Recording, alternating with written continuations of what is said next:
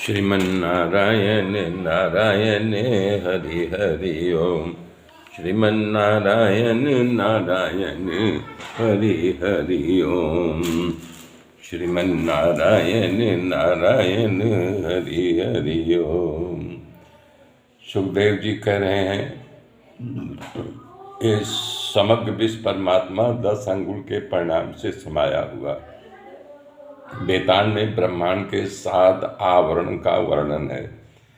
पृथ्वी से 10 गुना जल और जल से 10 गुना अग्नि, अग्नि से 10 गुना वायु और वायु से 10 गुना आकाश, आकाश से 10 गुना अहंकार, अहंकार से 10 गुना महतत्व, महतत्व से 10 गुना मूल प्रकृति। ये मूल प्रकृति भगवान विराट के मात्र एक क्षण में समाया हुआ है। कहाँ पर? मात्र एक क्षण में। सुखदेव जी कह रहे हैं शास्त्रों में 2 मार्ग बताया गया है। एक अविद्या मार्ग जो सकाम पुरुषों के लिए है, दूसरा विद्या रूप उपासना मार्ग जो निष्काम पुरुषों के लिए है। मनुष्यों को 2 में से एक चुनना पड़ता है। क्रमशः जो स्वीकार करते हैं भोग या मोक्ष को प्राप्त करते हैं। कह रहे हैं परंतु भगवान का भजन दोनों में है।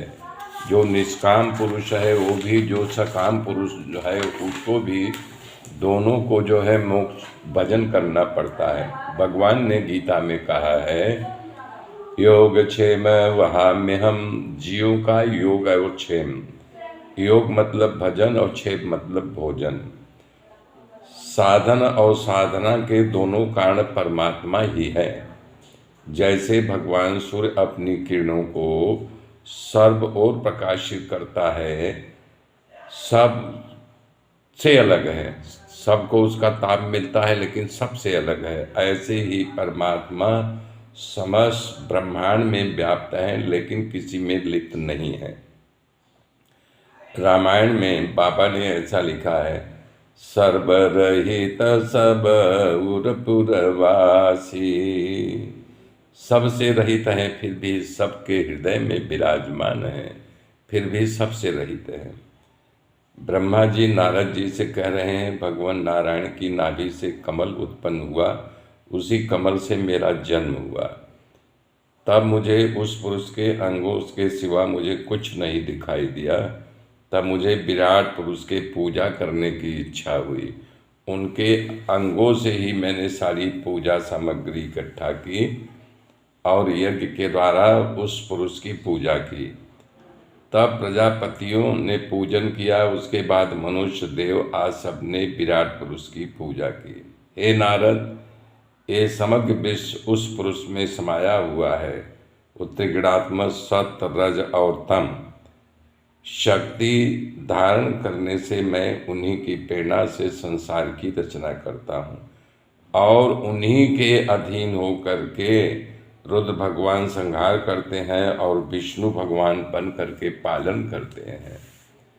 हे नारद जी, मैं प्रेम पूर्वक हृदय से उनका स्मरण करते रहने से असत्य संकल्प नहीं करता। मेरी इंद्रियां कभी मर्यादा का उल्लंघन नहीं करती। वेद मूर्ति बड़े बड़े प्रजापतियों मेरी वंदना करते हैं। ये सब भगवान परम पुरुष का प्रभाव से ही सब होता है। कह रहे हैं कि हे नारद, जो परमात्मा विशुद्ध हैं, मान ज्ञान स्वरूप हैं, उसके अंतर आत्मा के रूप में सभी में बसे हुए हैं। आदि मध्य और अंत रहित है। न उनका आदि है, न मध्य है, न अंत है। कोई पार ही नहीं पा सकता तो क्या बताएगा। परंतु जब संसार में जैसी जरूरत पड़ती है उस स्वरूप लेकर के, अवतार लेकर के लीला करते हैं। प्रथम तो विराट पुरुष का अवतार विराट पुरुष ही है। मेरे मित्रों, मेरे साथ जुड़े रहिए। आगे की गाथा फिर कर जोड़ूंगा। तब तक के लिए जय श्री राम, जय श्री राम, जय श्री राम।